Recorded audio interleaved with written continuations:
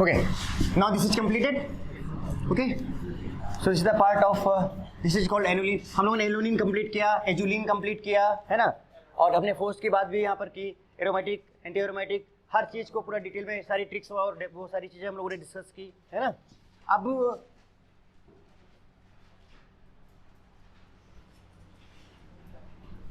एक question IIT में आया था, पता है.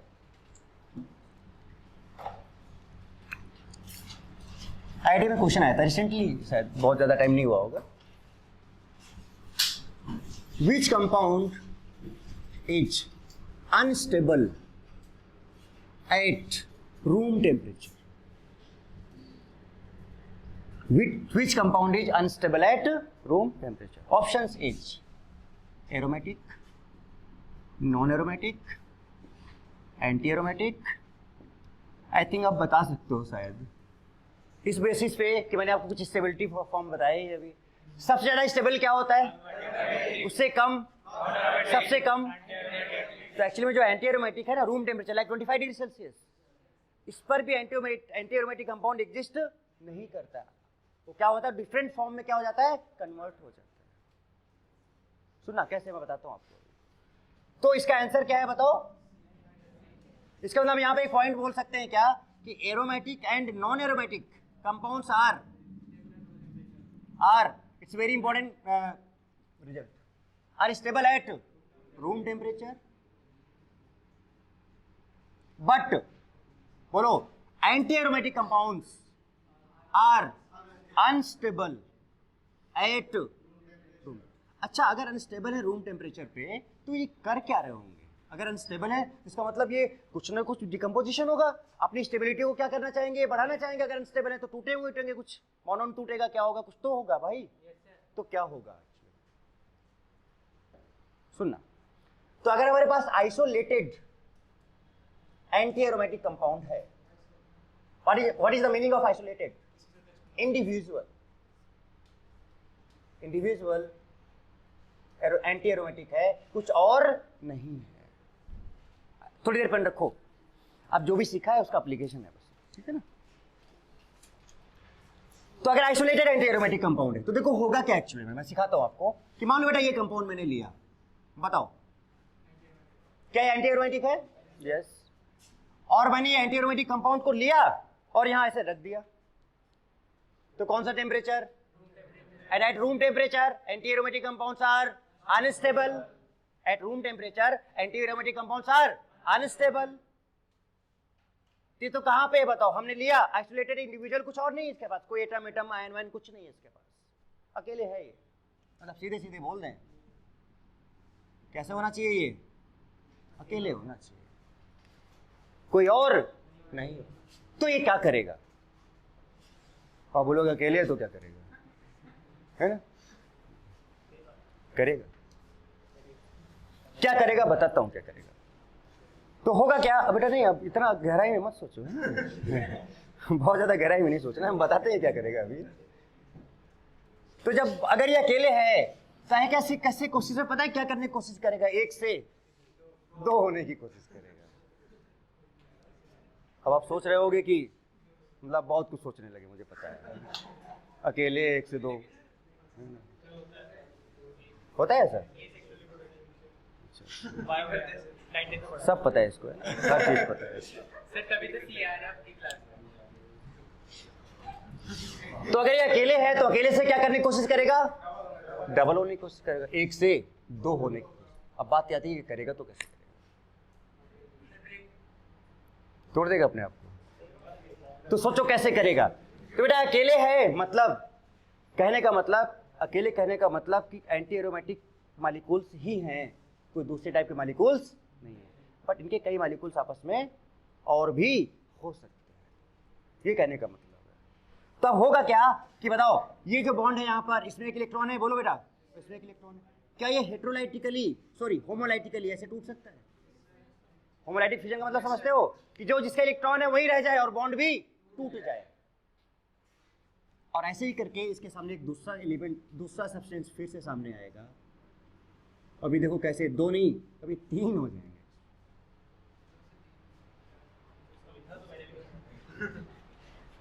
अच्छा, ये थोड़ा लॉजिकल भी लगता है ना, 2 से 3। तो ये 2 से 3 होने वाला है अब। अगर आप देखते हैं 2 से 3 कैसे होता है, तो फिर से होमोलाइटिकली ब्रेक हुआ। अच्छा बेटा, अगर होमोलाइटिकली ब्रेक हुआ तो क्या मैं इसको ऐसे लिखूं? अब जरा देखो, ये इलेक्ट्रॉन यहाँ पे, इलेक्ट्रॉन यहाँ पे, फिर मैंने इसको ऐसे लिखा, इलेक्ट्रॉन यहाँ पे और इलेक्ट्रॉन यहाँ पे। अब हमें पता है कि जब 2 इलेक्ट्रॉन मिल जाते हैं तो कंफर्म है कि बन जाता है, एक बॉन्ड बन जाता है। तो इसका मतलब क्या होगा कि जब ये 2 इलेक्ट्रॉन मिल जाएंगे तो आपस में क्या बनेगा? एक बॉन्ड बनेगा। यहां पर भी क्या बनेगा? एक। कितनी रिंग थी? 2 थे, 3 हो गए। 2 थे और 3 हो गए। तो क्या हुआ? 3 कैसे हुए देख लिया आपने। अब कैसे हुए मतलब क्या सामने तो है आपके, कैसे हुए? तो जरा देखो, बनाया जाए इसको। क्या बना देखो जरा, ये फिर ये तो ऐसे बन गया ना, देखो इसको ऐसे भाई बॉन्ड बना दिया और कुछ ठीक बना है। Now what about this? Is it anti aromatic, aromatic और नॉन एरोमेटिक? नॉन एरोमेटिक भाई, कंप्लीट डिलोकेशन है ही नहीं कहीं पे, so this becomes non aromatic. और था क्या ये? एंटी। अब एंटी से नॉन एरोमेटिक बन गया, मतलब कंपाउंड क्या हो गया? स्टेबल हो गया भाई।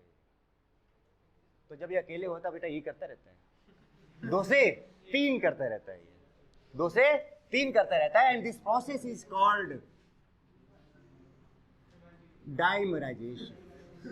क्या बोलते हैं इसको प्रोसेस को?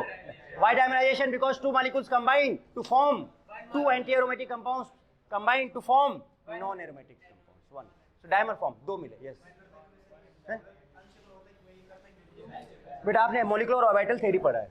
मॉलिक्यूलर ऑर्बिटल थ्योरी में हम लोग एक्चुअली में यहाँ पर एमओटी का कॉन्सेप्ट में लगाना पड़ेगा। तो उसमें क्या होता है कि जब आप एंटी बॉन्डिंग इलेक्ट्रॉन्स से कोई कंपाउंड बनाते हो, बॉन्ड बनाते हो, तो कंपाउंड क्या होता है? अनस्टेबल होता है। वो एक बॉन्डिंग इलेक्ट्रॉन होता है और एक क्या होता है? Anti bonding. Anti bonding electrons का जो एनर्जी होता है वो क्या होता है? ज्यादा होता है। तो इसमें जो इलेक्ट्रॉन्स इन्वॉल्व होते हैं एंटी एरोमेटिक कंपाउंड्स में, कौन से इलेक्ट्रॉन्स इन्वॉल्व होते हैं? That's why these compounds are unstable. उसका पूरा एमओटी का पूरा कॉन्सेप्ट है यहाँ पे। क्लियर? दैट इज नाम भी उसी के बेसिस पे। अच्छा, दूसरा एक चीज और बताओ। अच्छा, अगर ये होगा तो क्या करेगा? बताना जरा मुझे। अच्छा, अगर ये होगा तो क्या करेगा? आपको ये बताना है।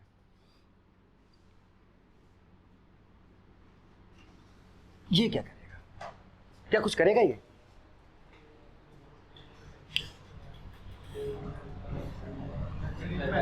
ये तो पहले से एरोमेटिक है ना। अच्छा, मैं आपको दिखाऊं।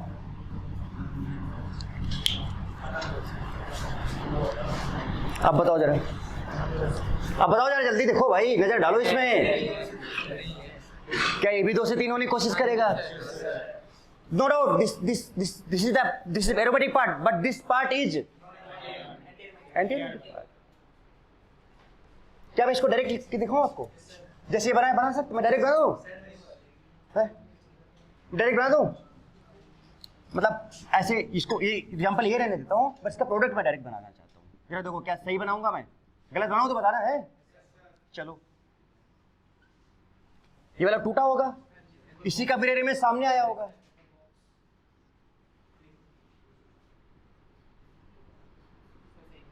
क्या सही बनाया बेटा मैंने?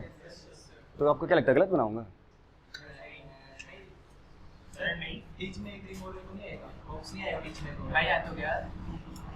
अच्छा, हाँ हाँ,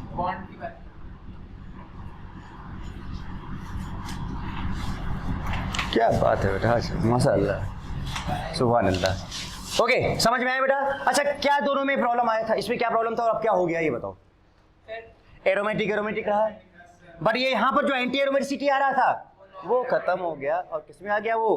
तो ये जो एंटीबॉनेटिक पार्ट था दैट कन्वर्ट्स इनटू, बोलो, नॉन एरोमेटिक पार्ट। तो बताओ, अब बताओ क्या रूल सीखा हम लोगों ने यहाँ पर कि anti aromatic compounds are unstable at room temperature and if it isolated form और इन इंडिविजुअल फॉर्म ये हमेशा 2 से क्या होने की कोशिश करेंगे? 3 होने की कोशिश करेंगे। 2 से 3, and that process is called what? 2 से चूंकि हो रहा है इसलिए दिस प्रोसेस इज डाइमराइजेशन। 2 मिल जाएंगे और 3 बना देंगे। Note down.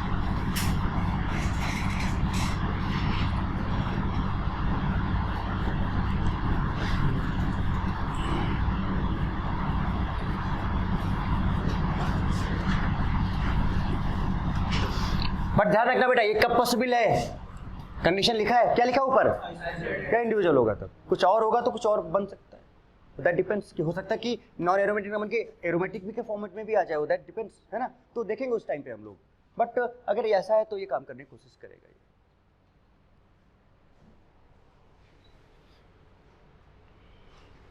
ये सबको समझ में आ गया ना कैसे 3 रिंग आई हैं भाई, 2 तो थी, एक इधर से एक्स का मिरर इमेज और बीच में एक बॉन्ड बनेगा तो तीसरा ही आ जाएगा।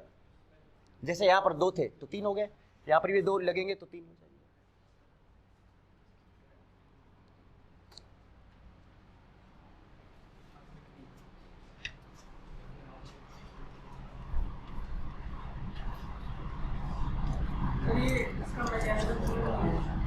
क्या प्रॉब्लम बेटा इसमें बताओ, इसका वही तो मैंने बोला था कि मैं सीधे बना दूं, तो मैंने सीधे बना दिया, तो इसका बताया, तो इसका भी बता दूं क्या? ओके, कोई वो यहाँ पे आके बता सकता है? आपने नोट कर लिया सबने? अच्छा सिमिलर ऐसे ही बनाना, यहाँ से इसको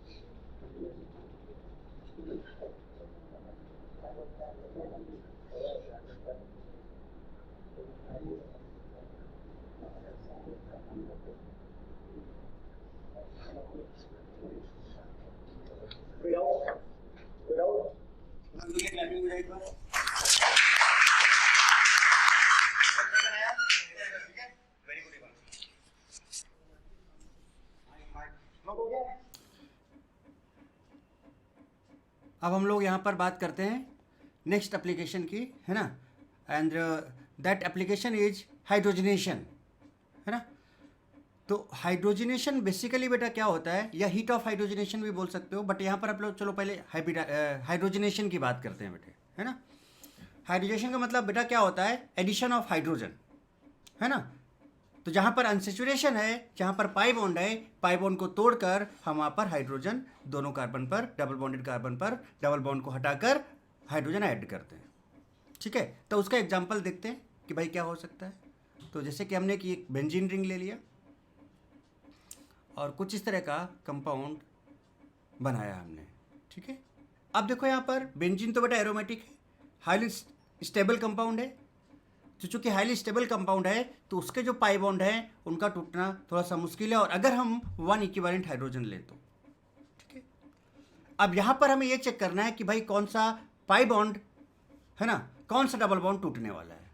जैसे कि आप देख रहे हो यहाँ पर डबल सिंगल डबल और बेंजीन के साथ पूरा का पूरा ये रेजोनेंस में आ जा रहा है, तो ये सारे के सारे पाई बॉन्ड रेजोनेंस स्टेबलाइज्ड होंगे, है ना।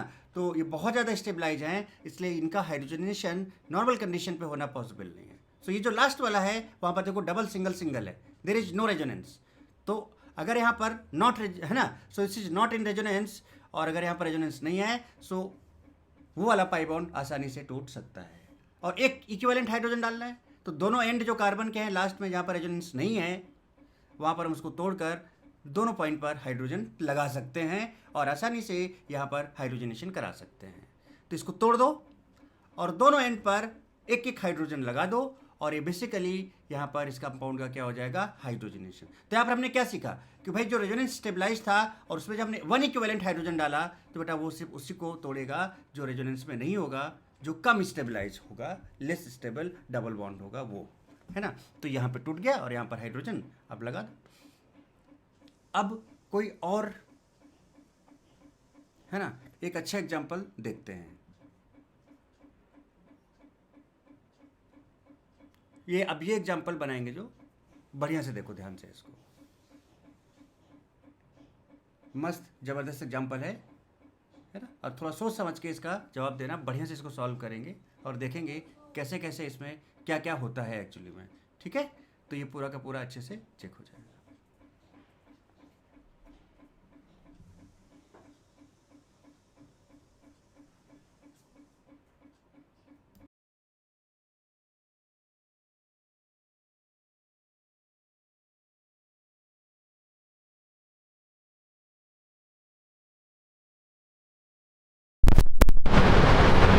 थ्री इक्विवेलेंट H2, ध्यान से, what will be the compound? सोचो जरा सा, ध्यान से सोचो, ये कंपाउंड कैसा है? एरोमेटिक। ये कंपाउंड कैसा है? एरोमेटिक। ये कंपाउंड भी कैसा है? एरोमेटिक। ये कंपाउंड भी कैसा है? बट बेटा अगर हम इनकी बात करें, नो नो नो, ध्यान से, अगर मैं इस साइकिल की बात करूं तो देखो डबल डबल आ रहा है कि नहीं आ रहा है, और 4 इलेक्ट्रॉन आ रहे हैं 4x4, समझ रहे हो ना? तो एंटी एरोमेटिक, ये भी क्या है? Anti aromatic. ये भी क्या है? तो अगर हम, ध्यान दे रहा, अगर मैं इस बॉन्ड को तोड़ूं और इस बॉन्ड को तोड़ूं और इस बॉन्ड को तोड़ूं तो क्या इसके एरोमेटिसिटी में कोई फर्क पड़ेगा? नहीं, क्योंकि ये बॉन्ड अगर टूट रहा है तो बेटा ये अभी भी क्या है? अगर ये बॉन्ड टूट रहा है तो ये अभी भी क्या है? अगर ये बॉन्ड टूट रहा है तो ये अभी भी क्या है? यानी एरोमेटिसिटी रूज। और एक चीज और अच्छा हो जा रहा है कि 3 एंटी एरोमेटिक सिस्टम है जो कि अनस्टेबल होते हैं और वो नॉन एरोमेटिक हो जा रहे हैं। क्या हो जा रहे हैं वो? तो बताओ, एंटी एरोमेटिक ज्यादा स्टेबल है कि नॉन एरोमेटिक? तो विच बॉन्ड विल ब्रेक? तो कौन सा तोड़ो, बताओ कौन सा? क्या ये टूटेगा? क्या ये टूटेगा? क्या ये टूटेगा? क्लियर है बात? इसको हाँ ठीक है, ये है, बट बेटा ये क्या है? ये क्या है? ये क्या है ना एंटी एरोमेटिक? तो अगर एंटी एरोमेटिसिटी आ जा रहा है तो बेटा अगर उसको हटा दोगे तो कंपाउंड की स्टेबिलिटी क्या होगा बताओ मुझे? ज़्यादा होगा। 3 एंटी एरोमेटिक फॉर्म बन रहे हैं इसके अंदर, तो अगर आप उसको लूज करा दोगे तो फिर क्या होगा उस केस में? बच जाएगा, ज़्यादा स्टेबिलिटी होगा। ठीक है, तो इसको अगर हम बनाएं तो फिर से बनाना पड़ेगा मुझे पूरा का पूरा इसको। बताओ क्या बनेगा जल्दी से?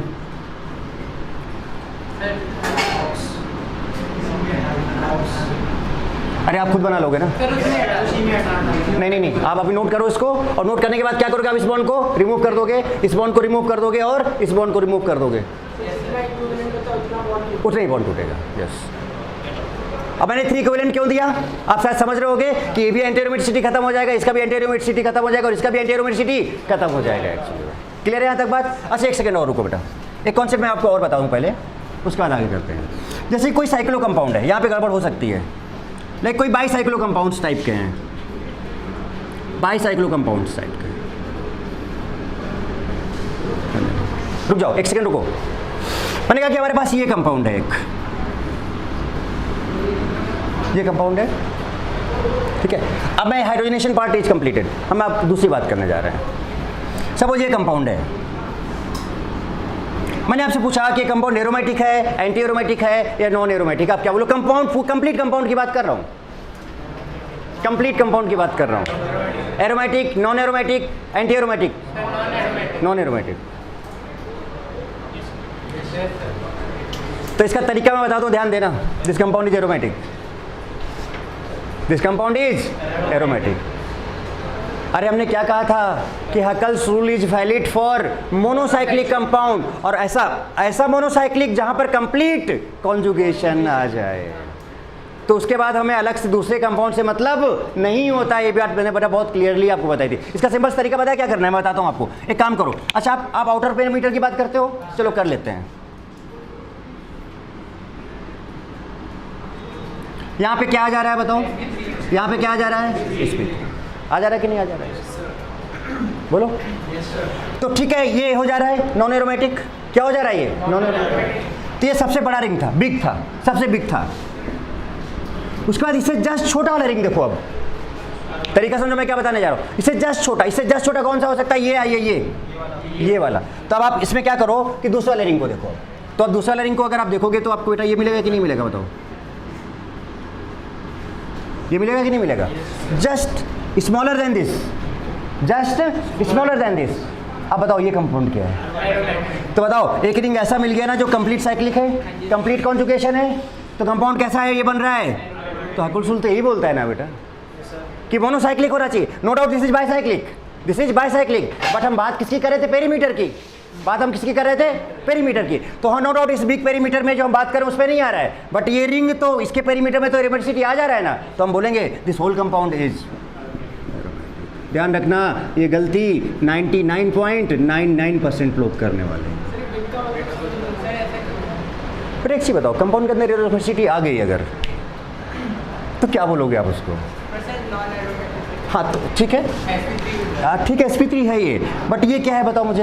एरोमेटिक। किसकी बात मानोगे आप? नॉन एरोमेटिसिटी मानोगे, एरोमेटिसिटी मानोगे आप? सिंपल सी बात है भाई। कौन सा बेटा, कौन सा? ये वाला एरोमेटिक? हाँ हाँ बिल्कुल, और क्या? This whole compound is aromatic. Yes हाँ बिल्कुल, दिस कंपाउंड इज एरोमेटिक। आप एकदम गर्व के साथ बोल सकते हो। कुछ नहीं मतलब है बेटा, आपको बस जो एक पेरीमीटर मिल जाए उस पेरीमीटर में देख लो कि क्या बन रहा है, बस वही डिसाइड करेगा कि एक्चुअली में क्या है। जैसे कि सपोज छोड़ एक एग्जांपल अच्छा और देखो, हमें बेटा ये कंपाउंड है, जरा देखना अच्छा बेटा, ये कंपाउंड है, चलो बताओ विच type of this compound is? Anti aromatic. आप समझ में आई बात की नहीं आई? तो एक पर्टिकुलर आपको एक साइकिल मिल जाए, एक ऐसा साइकिल मिल जाए जिसके अंदर एक कुछ ना कुछ एरोमेटिसिटी, एरोमेटिक या क्या आ जाए? Anti aromatic. अगर एरोमेटिक या क्या आ जाए? एंटी एरोमेटिक, तो कंप्लीट रिंग भी वही होगा, बस इतना था मन को। ठीक है, बताओ ये कंपाउंड कैसा होगा? एंटी एरोमेटिक होगा। अब अगर आपको ये कंपाउंड दे दूं, सुनना जरा सा, देखो एक सेकंड रुक लो जरा सा, ध्यान देना। अब मैं आपको ये कंपाउंड दे दूं, भाई ये है और ये है, what type of this compound is? अगर आप इस पूरे रिंग को देखोगे तो बताओ बेटा, यहाँ भी sp3 आ जा रहा है, यहाँ भी sp3 पूरे रिंग में, नॉन एरोमेटिक। अगर आप इस रिंग को देखोगे तब भी यहाँ पे sp3 आ रहा है, नॉन एरोमेटिक। अगर आप इस रिंग को देखोगे तो यहाँ पे sp3 आ रहा है, compound is no. So overall this compound is non aromatic. I think अब शायद आपको कोई डाउट नहीं होना चाहिए। सर जैसे एंटी एरोमेटिक और नॉन एरोमेटिक में तो नॉन एरोमेटिक ज़्यादा स्टेबल होता है। क्या कह रहे हो बेटा? नॉन एरोमेटिक एंटी एरोमेटिक ज़्यादा स्टेबल होता है। अब एंटी एरोमेटिक की वजह से वो कंपाउंड क्या होगा? हाईली अनस्टेबल पोजीशन पे चला जाएगा। जो कैटेगरी चेंज नहीं कर देनी चाहिए, जैसे इसमें नहीं, अब वही होगा कि अगर मान लो सर अगर ये अकेले एग्जिस्ट कर रहा है तो फिर क्या करेगा? वो डाइमर फॉर्म बनाएगा, फिर तो वही सारी चीज़ें हैं। तो अभी बेसिकली ये कंपाउंड क्या है? ये डाइमर क्यों बनाएगा? क्योंकि एंटी एरोमेटिक है। अब आगे जाके अपने आप को स्टेबल करने के लिए क्या बनाएगा? नॉन एरोमेटिक बना लेगा ये।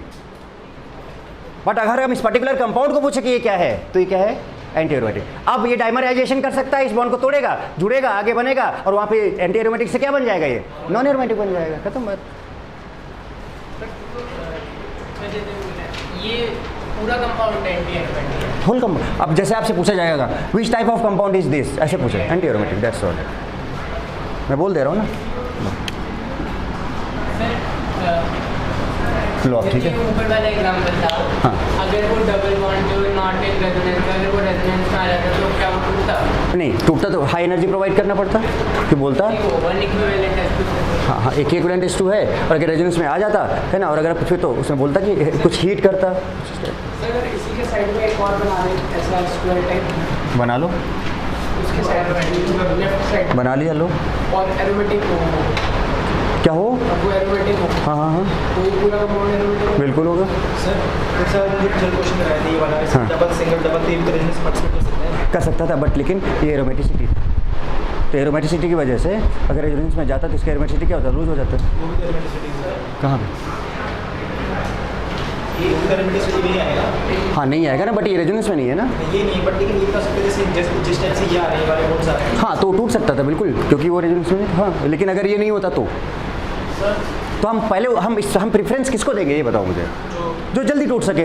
अब अगर वो वाला है ही नहीं तो फिर हम क्या करेंगे? दूसरे की बात करेंगे। साइड एंटी एरोमेटिक होगा तो ये पूरा कंपाउंड एंटी एरोमेटिक हो जाएगा, और उसके दूसरी तरफ एक एरोमेटिक तो फिर टोटल क्या हो जाएगा? तो फिर क्या होगा बताओ? एक तो पहली बात तो जो आपका ये एंटी एरोमेटिक कंपाउंड है अपने आप को नॉन एरोमेटिक कंपाउंड में चेंज करेगा, डाइमराइजेशन फॉर्म करेगा। उसके बाद फिर ओवरऑल उस कंपाउंड के अंदर एरोमेटिक लगा हुआ है कि नहीं लगा हुआ है, तो फाइनली कंपाउंड क्या रहेगा? एरोमेटिक रहेगा। फिर एंटी एरोमेटिसिटी खत्म कर देगा अपनी। ये सब बेटा लास्ट क्लास में किया हुआ है, नोट करो जल्दी से। तो ये कन्फ्यूजन्स नहीं आने चाहिए बिल्कुल भी। हटाऊं?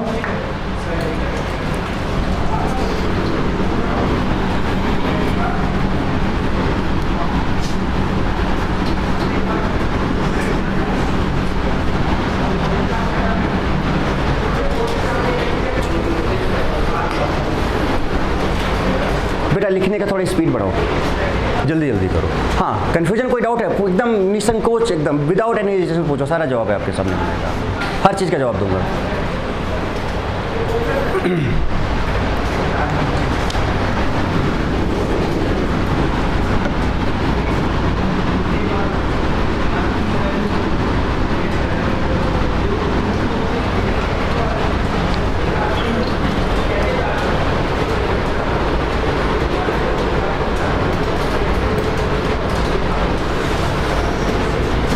आगे बात करते हैं, चलो।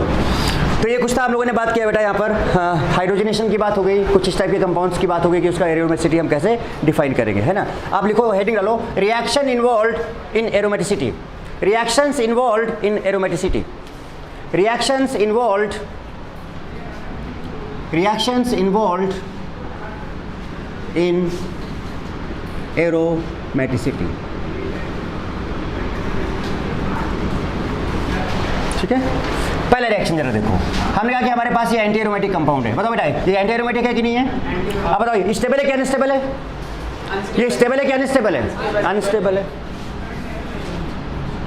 अच्छा, अगर ये सिंगल होता, आइसोलेटेड फॉर्म में होता, तो ये अपने आप को क्या करता? डाइमर फॉर्म बनाता। लास्ट क्लास में कितने लोग एब्सेंट थे? तो एब्सेंट था कि सिर्फ आप थे, बाकी सब लोग प्रेजेंट थे ना, तो कोई दिक्कत नहीं ना बिल्कुल भी। अगर ये सिंगल होता, आइसोलेटेड फॉर्म में होता, तो बेटा बताओ रूम टेम्परेचर पे क्या होता है? हाईली अनस्टेबल होता है, और अपने आप को कौन से फॉर्म में कन्वर्ट करता है? डाइमर फॉर्म में। वो सारा हम लोग लास्ट लेक्चर में कर चुके हैं। अब यहाँ पर मैंने क्या कर दिया कि कुछ मेटल्स लिए, लेकिन हमने सोडियम, पोटेशियम या लिथियम, कुछ टाइप के मेटल्स लिए, है ना। मैं सोडियम लेके चल रहा हूँ। अब ये अच्छा, क्या अभी आइसोलेटेड फॉर्म में रह गया? नहीं। क्यों नहीं रह गया? क्योंकि इसके पास कोई और आ गया, इसके पास कोई और आ गया, कोई और आ गया, तो अब किसकी बात होगी यहाँ पर? अब बताओ, सोडियम के फॉर्म में तो रहेगा नहीं, तुरंत अपने आप को किस में कन्वर्ट करेगा बताओ? Na प्लस में, और प्लस 1 इलेक्ट्रॉन। बात समझ में आती है? सुनना, क्लियर है? बोलो। और ये चूंकि हाईली अनस्टेबल है, तो अपने बॉन्ड को क्या करना चाहेगा? तोड़ना चाहेगा। तो फिर उससे वही से होमोलाइटिक फिजन होगा। कौन सा फिजन? होमोलाइटिक। और जैसे होमोलाइटिक फिजन होगा, तो बेटा बताओ जरा, यहाँ पर ये बॉन्ड तो रहेगा, प्लस एक इलेक्ट्रॉन यहाँ पे आ जाएगा और एक इलेक्ट्रॉन यहाँ पे आ जाएगा। क्या इतना समझ में आता है? लेकिन अभी ये डाइमर फॉर्म नहीं बनाएगा। ये डाइमर कब बना सकता था? डाइमर बनाने से अच्छा काम हो रहा है। मैं दिखा रहा हूं आपको क्या अच्छा काम हो रहा है।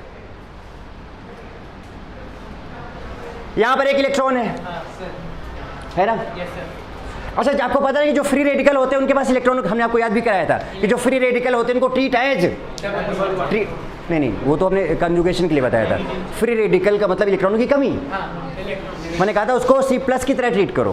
फ्री रेडिकल को किसकी तरह? प्लस की तरह। याद है कि नहीं याद है? याद दिलाऊं? कार्ब कटायन में 6 इलेक्ट्रॉन होते हैं और फ्री रेडिकल में 7 इलेक्ट्रॉन होते हैं। तो 6 इलेक्ट्रॉन कार्ब कटायन में होते हैं, उसके पास भी इलेक्ट्रॉनों की कमी। फ्री रेडिकल में 7 इलेक्ट्रॉन्स होते हैं, उसके पास भी इलेक्ट्रॉनों की कमी। इलेक्ट्रॉन की कमी का मतलब इलेक्ट्रॉन लेना चाहेगा कि देना चाहेगा? लेना चाहेगा। अच्छा, यहाँ पर भी इलेक्ट्रॉन की कमी है, फ्री रेडिकल है, यहाँ भी इलेक्ट्रॉनों की कमी है। तो कितने इलेक्ट्रॉन की कमी इसके पास है? 7 है। याद है ना? हमने ये कंपाउंड लिया, देख लो बेटा, ये है ना फ्री रेडिकल। बताओ मुझे, यहाँ से देखो, कहीं पर भी गड़बड़ नहीं करना है। बताओ कितने इलेक्ट्रॉन इसके पास है? यहाँ पर 2, कितने ये 2, कितने ये 2, कितने 6 और 1 7। तो अगर इसको चाहिए तो कितना इलेक्ट्रॉन चाहिए बताओ मुझे? तो ये कोशिश करेगा कितने इलेक्ट्रॉन लेने की? 1 इलेक्ट्रॉन लेने की, और अपने आप को कन्वर्ट करेगा किस में बताओ? सही है गलत? बताओ, सही है गलत? पक्का? ये क्यों किया इसने ऐसा? स्टेबिलिटी हो गया इसके पास। बात क्लियर है यहाँ तक? तो अब बताओ, अब ऐसे ही यहाँ पे समझा दो, इसके पास कितने इलेक्ट्रॉन है? 7। इसके पास भी कितने हैं? कितना लेना चाहेगा? इसका मतलब यहाँ पर ये 2 मोल्स पार्टिसिपेट करेगा, और कितने इलेक्ट्रॉन्स आएंगे? और 1 इलेक्ट्रॉन इसके पास जाएगा और 1 इलेक्ट्रॉन इसके पास जाएगा। और जरा देखो कि क्या होगा। अब बेटा 1 इलेक्ट्रॉन इसके पास गया, जो 1 इलेक्ट्रॉन लेता है उसमें कितना चार्ज आता है? माइनस। तो इसका मतलब ये सब छोटी छोटी नॉर्मल चीज़ें हैं बेटा, but it's very very important actually. आप समझने की कोशिश करो, मैं आपको क्या समझाना चाह रहा हूँ एक्चुअली में, है ना। तो आप बताओ, you are preparing for IIT, so सारी चीज़ों का अच्छे से ध्यान रखो। तो आप बताओ, अगर इलेक्ट्रॉन यहाँ पे आ गया तो एक तो पहले से था, एक और हो गया माइनस चार्ज। क्यों माइनस आया? Because it's gain, it is gaining 1 electron. जो 1 इलेक्ट्रॉन लेता है उस पर कौन सा चार्ज आता है बेटा? माइनस। सिमिलरली इस पर भी 1 इलेक्ट्रॉन था और एक और आया बेटा, इसके पास 1 इलेक्ट्रॉन था, 1 आया, 2 हो गए, और 1 लिया तो माइनस, तो 1 लिया तो माइनस। सिमिलरली इस पर अब बताओ क्या कंप्लीट डिलोकलाइजेशन हो रहा है? कैसे याद करोगे बताओ? याद डबल है ना ये, double single double single double single double, there is a complete conjugation and how many electrons are participating? अच्छा जरा ट्रिक बताओ, डबल बॉन्डेड हाइब्रिडाइजेशन sp2, जरा बताना, डबल बॉन्डेड हाइब्रिडाइजेशन sp2 अगर माइनस चार्ज या लोन पेयर रेजोनेंस में जा रहा है तो हाइब्रिडाइजेशन में काउंट नहीं होगा। और आपने ये कहा था कि कार्बन पर अगर माइनस है तो दो तरह के हाइब्रिडाइजेशन हो सकते हैं, या तो sp3 या फिर sp2। sp2 कब होता है? जब वो रेजोनेंस में जाता है। क्या ये रेजोनेंस में जा रहा है? यस जा रहा है। इसका मतलब यहाँ पर हाइब्रिडेशन क्या होगा? sp2। यहाँ पर भी क्या होगा? sp2। बात समझ में आती है? So this compound is planar, this compound is तो सो साइक्लिक भी है, प्लानर भी है, कंप्लीट रेजोनेंस भी हो रहा है। So count total electrons, how many electrons? 2 4 और इसमें 2 6 and divided by 4 not divisible, compound is. अब बेटा बताओ ये ज़्यादा अच्छा था कि डाइमर होना ज़्यादा अच्छा था? ये ज़्यादा, क्योंकि जब वो एंटी एरोमेटिक डाइमर फॉर्म में जा रहा था तो नॉन एरोमेटिक में कन्वर्ट हो रहा था, और यहाँ पर ये कन्वर्ट हो रहा है किसमें? एरोमेटिक में। इसलिए हम रिएक्शन, तो अगर ये आइसोलेटेड फॉर्म में नहीं है तो और ज़्यादा स्टेबिलिटी की तरफ भाग सकता है ये। It's very important example. Clear है बात? तो ऐसे बहुत सारे एग्जाम्पल्स हो सकते हैं, ऐसे बहुत सारे एग्जाम्पल्स हम ले सकते हैं। क्लियर है ना बात? चलो चलो पड़ोसी का सहारा ले लेना। चलो ये हो गया रिएक्शन। अब आ जा, देखो आगे की बात करते हैं। सुनो बेटा, मैंने एक कंपाउंड ये लिया, दूसरा देखो जरा से, मैंने एक कंपाउंड ये लिया, ध्यान देना, ठीक है?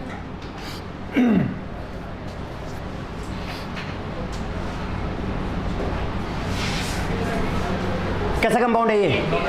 कैसे कंपाउंड है ये? नॉन एरोमेटिक है। कैसे कंपाउंड है ये? नॉन एरोमेटिक कंपाउंड है ये।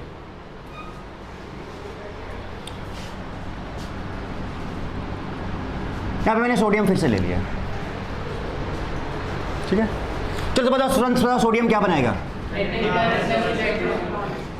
यहाँ पे 2 हाइड्रोजन है, मैं सिर्फ एक को निकाल रहा हूँ, 2 है। अगर यहाँ से H+ निकलेगा तो यहाँ पर क्या आएगा? तो बताओ क्या हुआ? ध्यान देना, ये यहाँ पर, ये यहाँ पर, और बेटा माइनस का मतलब कितने इलेक्ट्रॉन हो गए? और क्या निकला यहाँ से बताओ? यहाँ से H+ निकला। ध्यान देना, अब ये जो H+ निकला वो इस इलेक्ट्रॉन को गेन कर लेगा, और क्या H+ H में कन्वर्ट हो जाएगा? क्या H+ H में कन्वर्ट हो गया? एक प्लस को एक माइनस मिल गया तो सिंगल H बन गया कि नहीं बन गया? और इसी सिंगल H को क्या हम हाफ H2 लिख सकते हैं? बताओ क्यों ऐसा हुआ?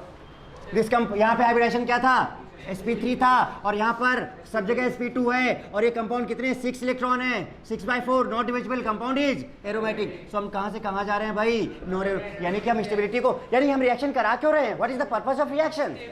To increase the stability of different substances. भाई हमारा किसी भी रिएक्शन का कराने का पर्पस तो यही होता है ना, कि हमें एक पर्टिकुलर कंपाउंड जो हमें रिक्वायर्ड है वो मिल जाए, या कंपाउंड की स्टेबिलिटी क्या हो जाए? बढ़ जाए। अब मैंने सपोज ये कहा हमारे पास ये रिएक्शन है, सपोज अब देखा कि ये है, ध्यान देना बेटा, ठीक है? ये है सपोज, यहाँ पे Br लगा हुआ है। क्या लगा हुआ है यहाँ पे? Br लगा। ओके, या छोटा सा लेते हैं पहले से। तो हमने कहा कि ये है, ये Br लगा हुआ है, इसका रिएक्शन मैंने AgNO3 से करा दिया, तो Ag+NO3-। अच्छा ये Br बाहर निकलेगा तो माइनस के फॉर्म में बाहर निकलेगा, शायद आप समझ रहे होगे बात। तो अगर ऐसे टूटेगा तो यहाँ पे माइनस और यहाँ पर प्लस आएगा। ये रिएक्शन लास्ट टाइम मुझसे किसी ने पूछा था कि एरोमेटिसिटी का स्टेबिलिटी कैसे डिफाइन करेंगे, कि अगर डिफरेंट एरोमेटिक कंपाउंड्स मिल जाएं तो वो बेटा ऐसे ही चेक करके डिफरेंट कंपाउंड्स। ओके, अब बताओ यहाँ माइनस यहाँ प्लस आ गया, अब बताओ बेटा ये माइनस किसके पास जाएगा? तो क्या बनाएगा ये? और आपको पता है जो AgBr बनता है इसका प्रेसिपिटेट होता है, and that precipitate is pale yellow colour. आपको कंपाउंड दिया जाएगा, रिएक्शन दिया जाएगा, बोलेगा which one will form pale yellow precipitate, right? और बताओ क्या बचा? क्या बचा यहाँ पर? ये प्लस, और इसी के पास क्या बच गया बताओ? Which type of compound is this? Aromatic. याद देना अच्छे से। सो this compound is aromatic and this compound is sp3 है भाई यहाँ पर नॉन एरोमेटिक। नॉन एरोमेटिक से कहाँ जा रहे हो आप? एरोमेटिक। देयर शुड बी बहुत सारी रिएक्शंस हो सकती हैं भाई, बहुत सारी रिएक्शंस हो सकती हैं। जरूरी नहीं आप AgNO3 के साथ कराओ, मैंने कहा कि हमारे पास ये कंपाउंड है, ध्यान देना जरा साहब फिर से। मैंने कहा कि सपोज हमारे पास ये कंपाउंड है, यहाँ पे Cl लगा है बेटा, यहाँ पे डबल बॉन्ड है। मैंने इसका रिएक्शन SbCl5 से कराया। किससे कराया? SbCl5 से।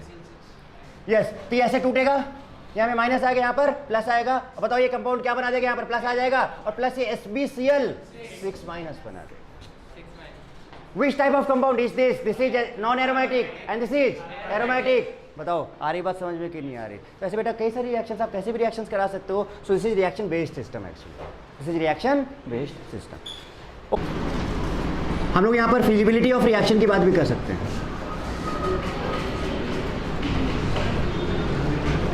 देखना जरा सा, पहला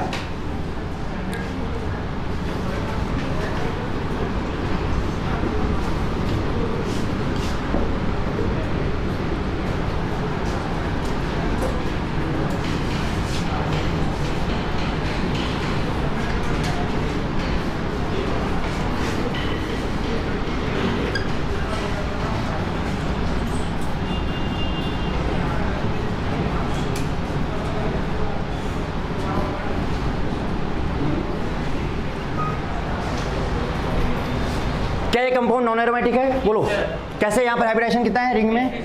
sp3। यहाँ पर भी भाई कार्बन पर चार्ज जीरो, याद है ना, डायरेक्ट तरीका सिखाया हूँ। कार्बन पे चार्ज जीरो थे, हाइब्रिडाइजेशन सिंगल बॉन्डेड कार्बन है, चार्ज जीरो है, ऑलवेज हाइब्रिडाइजेशन इज sp3। सब ध्यान रखो इस चीज का। यहाँ पर भी sp3 और बेटा यहाँ पर भी क्या है? sp3। रिएक्शन कराया जाए, ऐसे टूटेगा, यहाँ माइनस यहाँ प्लस, ऐसे टूटेगा, यहाँ माइनस यहाँ प्लस, ऐसे टूटेगा, यहाँ माइनस यहाँ प्लस। चलो कंपाउंड बनाओ, क्या बनेगा? क्या प्लस आएगा और प्लस क्या बन जाएगा? AgBr। चलो बताओ इस कंपाउंड में क्या होगा? यहाँ पे क्या आ जाएगा? प्लस आ जाएगा, प्लस क्या बन जाएगा?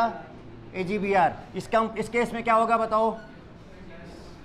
बोलो, प्लस आ जाएगा और यहाँ पे क्या बन जाएगा? AgBr।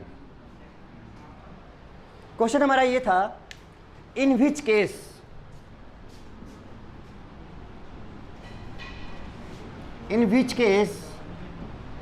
pale yellow PPT will be formed?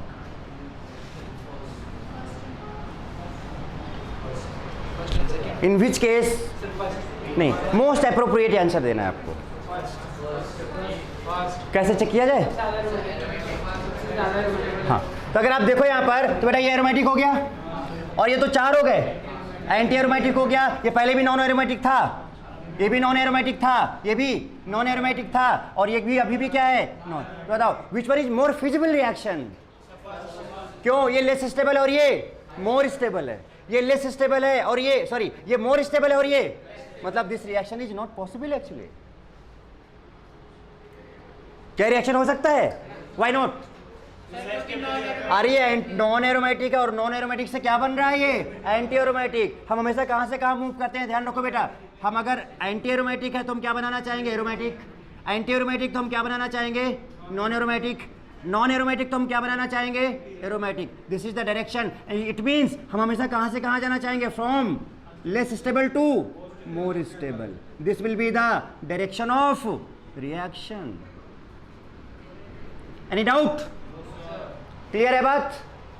बोलो बेटा। 100% समझ में आ रहा है ना सभी को? बस लगे रहो, जुड़े रहो साथ में एकदम अच्छे से।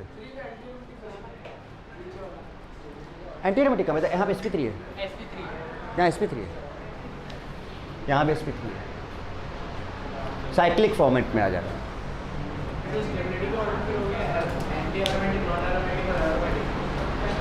Stability aromatic, non aromatic, then anti aromatic.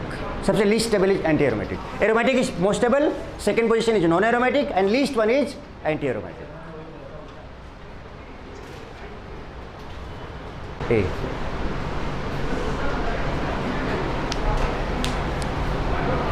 जो लास्ट वाला रिएक्शन उसको इनिशिएट करना पड़ेगा क्योंकि ये तो करेगा नहीं फॉरवर्ड। कंडीशन नोट कर लेना, less stable to most stable, direction of reaction हमेशा ये होगा। और इसका उल्टा हो रहा है तो रिएक्शन को आप काट दोगे। देख रहे हो ना क्यों कट किया रिएक्शन को? बेटा बताओ जरा एक बार। ये नॉन एरोमेटिक है तो हम बोलेंगे ना ये मोर स्टेबल है। क्या बताओ? ये मोर स्टेबल है। और ये क्या हो गया बताओ? लीस्ट। अरे भाई हाईली अनस्टेबल होता है ये। अब बताओ आप स्टेबिलिटी से अपनी स्टेबिलिटी को लूज करना चाहोगे क्या? नहीं। अच्छा ये क्यों हो जा रहा है बहुत तेजी से? क्योंकि ये क्या है, लेस स्टेबल है और ये मोस्ट स्टेबल है। क्या है ये? मोस्ट स्टेबल है। तो आप भाई लेस, और चाहो तो आप ये वाला देख लो जो मैंने बताया था आपको कि आप नॉन एरोमेटिक से कहाँ जा रहे हो, एरोमेटिक जा रहे हो। ये रिएक्शन होगा, रिएक्शन का क्या हम लोग ऐसे लिख के काट सकते हैं इसका उल्टा? एरोमेटिक से क्या बन जाए? Anti aromatic. नॉन एरोमेटिक से क्या बन जाए? Anti aromatic. देखना बेटा जरा ध्यान से। और क्या बताओ? नॉन एरोमेटिक से क्या बन जाए? Non aromatic. उल्टा हो रहा है क्या? Unstable, unstable, not feasible, feasible reaction. लिख लेना इसको भी।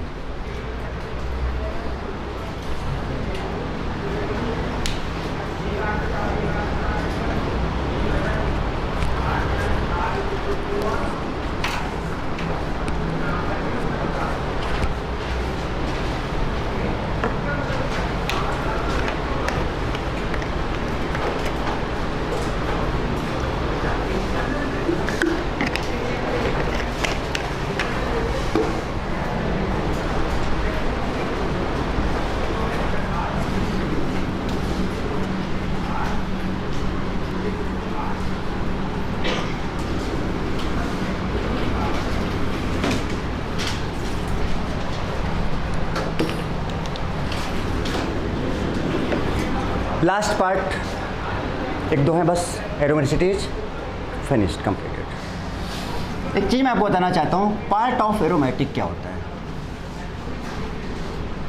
एक तो एरोमेटिक होता है और एक क्या होता है? Part of aromatic. सुनो जरा सा, बताना मुझे जरा सा। यहाँ पे मैंने लगा दिया CH3 या CH2 प्लस लगा दिया, बताओ कंपाउंड कैसा है? एरोमेटिक है कि नहीं, ये मुझे बताओ। Is compound aromatic? अरे भाई है, कैसे नहीं, ये बेंजीन रिंग है ना, कंपाउंड इज एरोमेटिक। बोलो। अच्छा, अगर मैं इसको यहां से हटा दूं तो क्या इसके एरोमेटिसिटी में कोई फर्क पड़ेगा? नहीं पड़ेगा। On removing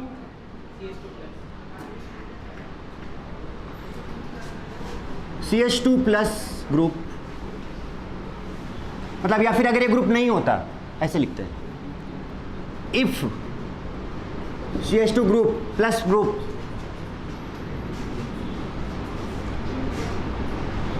will not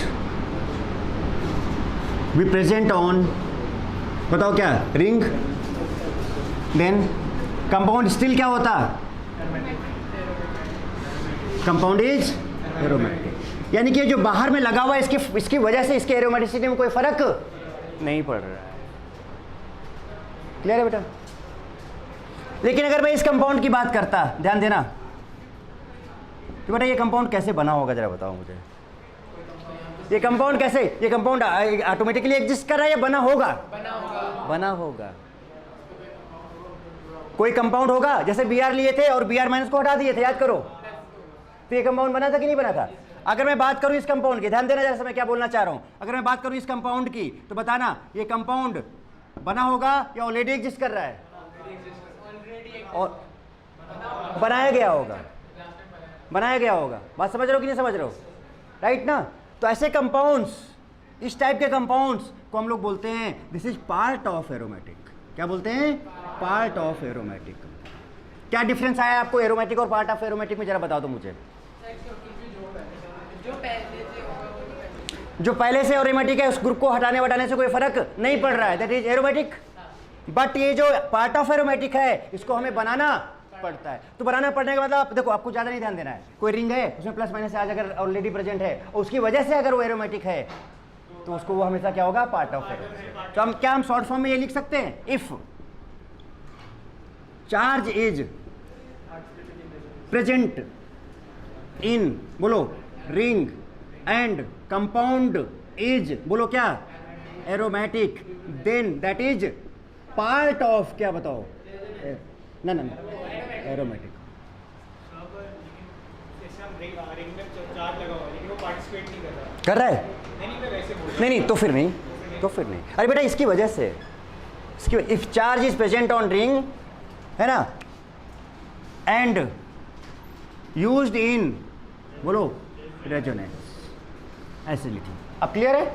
used in resonance, part of aromatic.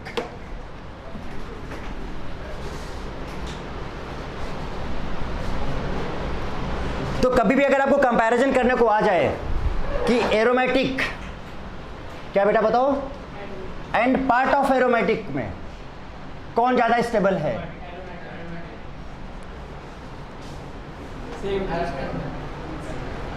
Part of aromatic is always more stable then aromatic, क्योंकि ये पूरा रिंग में डायरेक्ट होता चला जा रहा है। लेकिन इस पर रिएक्शन करवा दे नहीं, आप जैसे कि इसमें क्या है कि जब आप इसका रिएक्शन यहाँ पे कराओगे बेटा, तो इसका एरोमेटिसिटी क्या हो सकता है, बाद में लूज भी होगा बीच में आके। बट इसके आप कोई भी रेजोनेंस कराते जाओ, एरोमेटिसिटी में कोई फर्क नहीं पड़ेगा। लेकिन आप अगर ये प्लस चार्ज रिंग के अंदर गया तो जो हाइब्रिड स्ट्रक्चर्स बनेंगे बीच में, रेजोनेंस स्ट्रक्चर्स, उसमें एरोमेटिसिटी कहीं कहीं बीच में लूज भी होगी।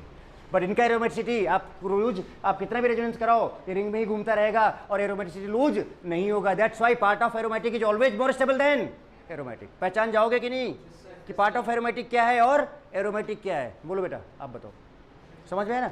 अरे कुछ मत सोचो भाई, इतना दिमाग क्यों लगा रहे हो? आप क्या सोचो बताओ? अच्छा, कैसे पता चलेगा आपको पार्ट ऑफ एरोमेटिक? रिंग में डायरेक्ट चार्ज होना चाहिए, रिंग में डायरेक्ट चार्ज होना चाहिए, और वो कहाँ पे होना चाहिए? रेजोनेंस में होना चाहिए, और उसकी वजह से ही एरोमेटिक होना चाहिए कंपाउंड। तो that compound is not aromatic part, aromatic ही है बट उसका एक नया नाम दिया। क्या नाम दिया? Part of. And part of aromatic is more stable then aromatic compounds. अच्छा, अब एक चीज और जरा देखो, next is part of anti aromatic.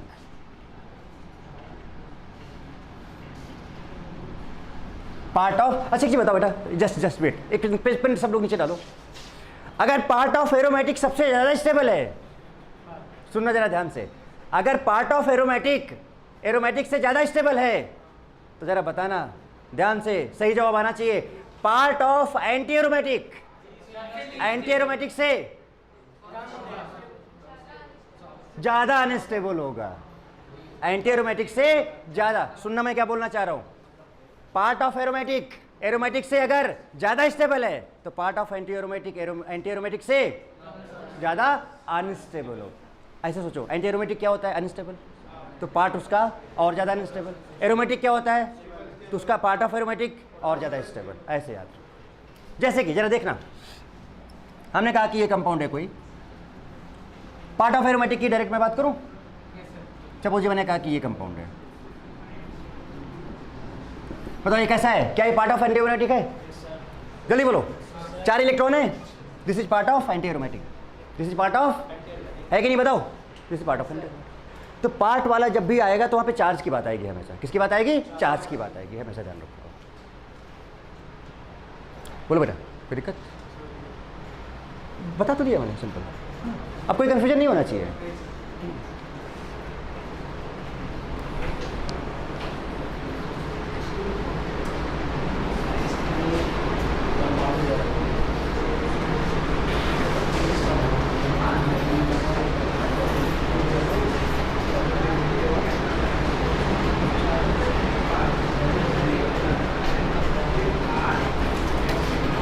ऐसे लिख लो, पार्ट ऑफ एंटी एरोमेटिक में लिख दे रहा हूं, हाईली अनस्टेबल।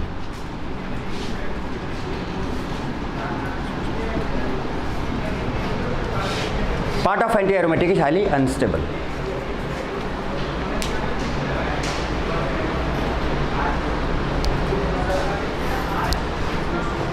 अब ये सब क्यों बता रहा हूं आपको अभी क्लियर होगा। लास्ट टाइम मैंने एक नाम बोला था, याद है आपको कुछ? Fries rule. No, this is the time to discuss Fries rule.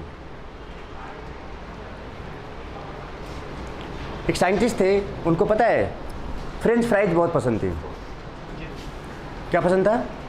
French fries. तो उन्होंने इतना सारा फ्रेंच फ्राइज खाया ना, उन्होंने एक रूल ही बना दिया। कौन सा रूल? फ्राइज रूल बना दिया। आपको भी पसंद है? सर क्या बात है हिमांशु, चिली पोटैटो खाता है ये। हटा दिया जाए इसको।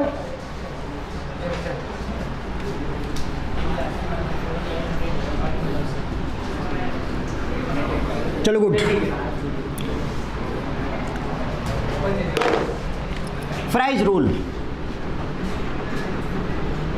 अच्छा एक चीज बताओ, more aromaticity more stable, more aromaticity, more stable, right. Fries ने क्या बताया एक्चुअली में? उन्होंने यही बताया कि फ्रेंच फ्राइज ज़्यादा नहीं खाना चाहिए, है ना, लीवर डैमेज हो जाता है, लीवर डैमेज हो जाता है ना। और ये पता अभी नहीं चलता है, जब आप 60s में पहुंचते हो, है ना। तो खाते खाते ना काफ़ी एज हो गई थी उनकी, बहुत फ्रेंच फ्राई खाते थे वो, तो उन्होंने फ्राइज रूल बनाया और बेटा निपट लिए, फिर वो टपक गए, फिर निपट लिए वो फ्राइज रूल। तो फ्राइज रूल क्या है कि इन्होंने बताया कि भाई एक फॉर्म होता है, इसका नाम होता है बेंजीनॉइड फॉर्म। कौन सा फॉर्म बताया उन्होंने? बेंजीनॉइड फॉर्म बताया, बेंजीनॉइड फॉर्म बताया। ओके, क्या होता है बेंजीनॉइड फॉर्म, पहले वो समझते हैं। या तो आप ऐसे एक बेंजीन बना लो, कुछ इधर रिंगिंग कुछ जड़वा होगा, ऐसे ये ओपन वैलेंसी, ठीक है। या फिर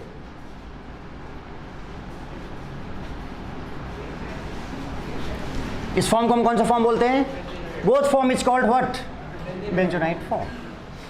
अब क्या मतलब इसका है ये समझा जाए, क्या एप्लीकेशन इसका है, जरा ये समझते हैं कि भाई क्यों इन्होंने फ्राइज बोला इसको, या फ्राइज क्यों बोला, वो तो खैर बात अलग की है, कोई उसका फ्राइज से मतलब नहीं है ना। मतलब किससे है बताओ? बेंजोनाइट से मतलब है। जैसे कि मैंने एक कंपाउंड लिया, बेटा ध्यान देना जरा सा, आई थिंक मैं थोड़ा सा आप चाहूंगा कि आप पेन नीचे रखो बेटा थोड़ी देर के लिए, पेन रखो थोड़ी देर के लिए।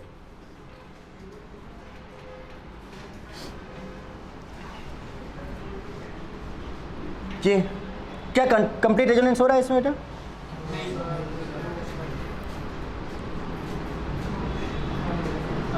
अब हो रहा है? हो रहा है? हो रहा है ना? ओके। अब मैंने एक कंपाउंड ये लिया, अभी आपको समझ में आएगा बहुत अच्छे से कि ये क्या है फ्राइज रूल। उसके बाद मैं स्टेटमेंट लिखाता हूं। How many aromatic rings are present in this compound? How many benzenoid form is present? इतना बताओ, छोड़ो aromatic ring. How many benzenoid form? अरे भाई इधर से देखो ना बेंजोनाइट फॉर्म। तो अगर मैं इसकी बात करूं तो अगर आप थोड़ा सा भी ध्यान दो, मैं दिखा देता हूं आपको। देखो जरा सा, ये निकल रहा है इधर से, ये निकल रहा है इधर से, बोलो जरूरी थोड़ी कि डबल बॉन्ड यहीं पे आए, बट ये बेंजीन बन रहा है कि नहीं बन रहा है? ये कौन सा फॉर्म है बताओ? अरे मतलब उसमें बेंजीन रिंग आना चाहिए, क्या आना चाहिए? बेंजीन रिंग आना चाहिए। इसकी बात करो जरा सा, दूसरी तरफ से भी हो सकता है। बना देता हूं मैं, क्या बनाऊं बेटा, कैसे बनाऊं? यही ना? किसके दो? क्या दो? इसकी दो कैसे बताओ? इसमें बेंजीन बन रहा है क्या, मुझे बताओ? नहीं बन रहा है ना। इसमें क्या बन रहा है मुझे बताओ पहले, don't be confuse, don't get confuse. इसमें क्या बन रहा है? इसमें क्या बन रहा है? इसमें क्या बन रहा है? बन रहा है कि नहीं बन रहा है? That's why this is called. नहीं बनेगा तो बेंजोनाइट फॉर्म नहीं होगा, बस इतना समझ लो। क्या इसमें बेंजोनाइट फॉर्म है? यस, इसमें पूछ रहा हूं। अरे बेटा बताओ, क्या बेंजोनाइट फॉर्म है? कितना बेंजोनाइट फॉर्म है? लिख लो एक। How many benzenoid form is there? तो देखो एक इसमें ये है और एक इसमें ये है। How many benzenoid form is present? 2 benzenoid form. KD कुछ कहना चाहेंगे आप? मेरे कोई और कुछ? साफ साफ क्लियर? इन्होंने ये बोला कि अगर सेम टाइप का रिंग है, सेम टाइप का मतलब जैसे कि 2 रिंग यहां पर भी, 2 रिंग यहां पर भी, तो इन्होंने बोला कि more benzenoid form, more, yes, benzenoid form more stable is compound. बस बेटा यही है फ्राइज रूल और कुछ नहीं। नाम बड़े और दर्शन छोटे। कहावत सुनी कि नहीं आपने? तो बताओ अगर हम इसको बोले ए और इसको हम बोले B, which one is more stable? B is more stable then. Why? Because it is having 2 benzenoid form. Why it is less stable? Because it is having 1 benzenoid form. Any doubt? No doubt. Good, सही जा रहे हो बेटा, ऐसे ही जाते रहो, बहुत आगे जाओगे और वापस नहीं आओगे, वापस आओगे, ठीक है। चलो अब और थोड़ा और मजेदार एग्जांपल लिया जाए। जरा देखो सेकेंड एग्जांपल। अब मैं 3 का रिंग ले रहा हूं बेटा, 3 का रिंग ले रहा हूं, इधर भी 3 और इधर भी कितना 3।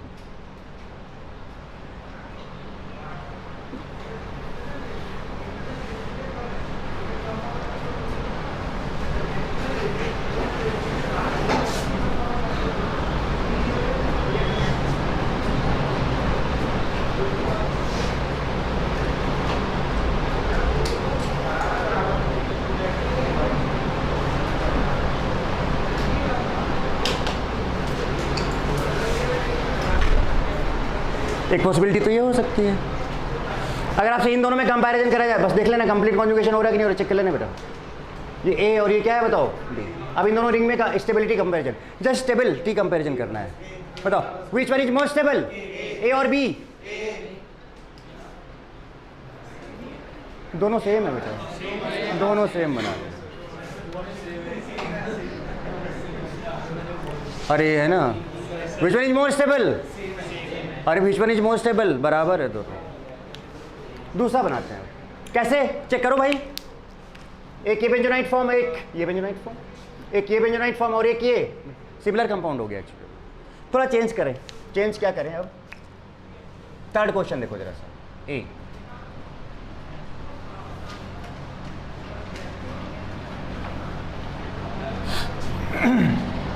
ऐसे लेते हैं, डबल सिंगल, फिर यहाँ पे double single double single double A. B कैसा बनाया जाए बेटा?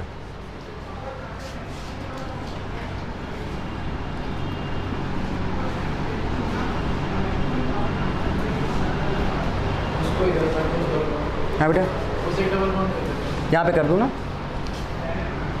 यहाँ पे भी कर दूँ।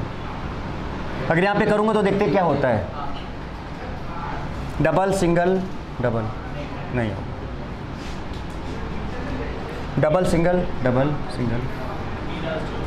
अब बताओ इसमें, बताओ बेटा क्या इसमें बेंजोनाइट फॉर्म कितना है, जल्दी बोलो, सबसे आंसर चाहिए बेटा। आप बताओ बेटा, how many benzenoid form are present in this compound. ध्यान से, तो रिंग देखो भाई, बेंजीन रिंग कहाँ पे दिख रहा है? यहाँ, क्या यहाँ बेंजीन दिख रहा है कि नहीं? यहाँ दिख रहा है? नहीं, कहाँ दिख रहा है? सिर्फ ये देखो भाई, इसमें बताओ, एक ये और एक ये, इसमें 1 और इसमें 2, which one is more stable? Yes, आई कहानी समझ में, दिस इज फ्राइज रूल।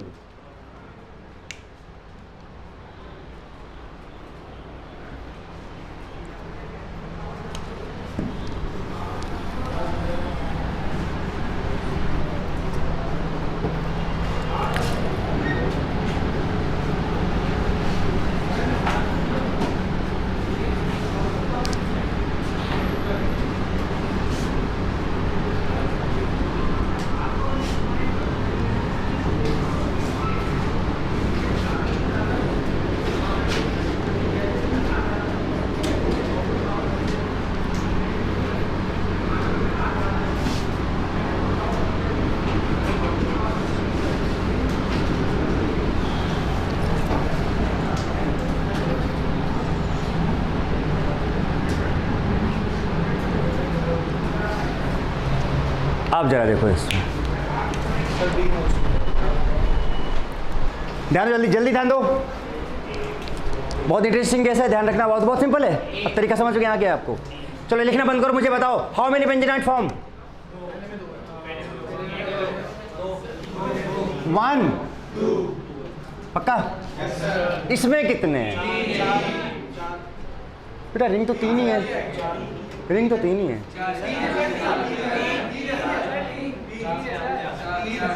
4 कहाँ से? फर्स्ट सेकेंड, इस रिंग का इसके साथ ना, हाँ ये नहीं सर, एक रिंग का इसका अंदर, एक रिंग उसके अंदर और इस रिंग के 2 बाहर। क्या बोल रहा है? नहीं ऐसे कुछ नहीं सर, ये भी तो सेम स्ट्रक्चर बस, हाँ ऐसे। कितने बताओ इसमें? 3 तो 2 यार बेटा। आई थिंक आप अगर ये बात मैं क्लास 6 के बच्चों को भी समझाता तो समझ में आ जाती कि नहीं आ जाती? समझ में आ गई ना बात? अभी पक्का ना एकदम? बस यही तो पहचानना था ना। देखो ना, अब बस ये देखो बेंजीन, यहाँ भी दिख रहा है, देखो इस सर्कल को देखो ध्यान से, आ रहा है बेंजीन, इस सर्कल को भी देखो, आ रहा है बेंजीन, बॉन्ड बाहर आ रहा है अंदर आ रहा है वो मत देखना, बेंजीन टाइप का बन रहा है कि नहीं बन रहा है। अरे भाई बेंजोनाइट क्यों बोला है, benzene type not benzene, clear है ना बात। तो देखो बेंजोनाइट, देखो बेंजोनाइट, देखो बेंजोनाइट, बोलो। So how many, which one is more stable? Now Fry's rule is completed.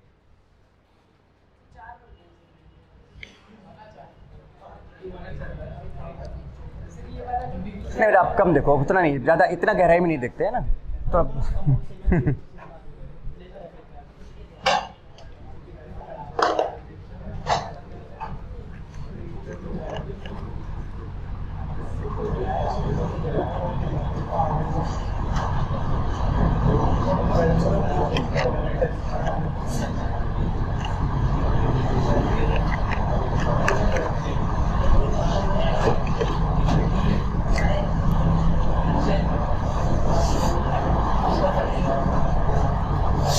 अच्छे एग्जांपल हो गए ना इसके फ्राइज रूल के, कई सारे एग्जांपल्स दिखा दिए मैंने आपको।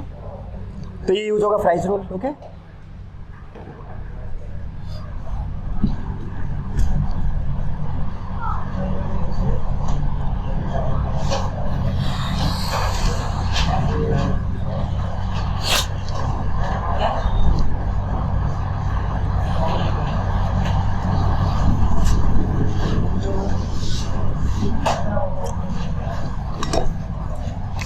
So, aromaticity,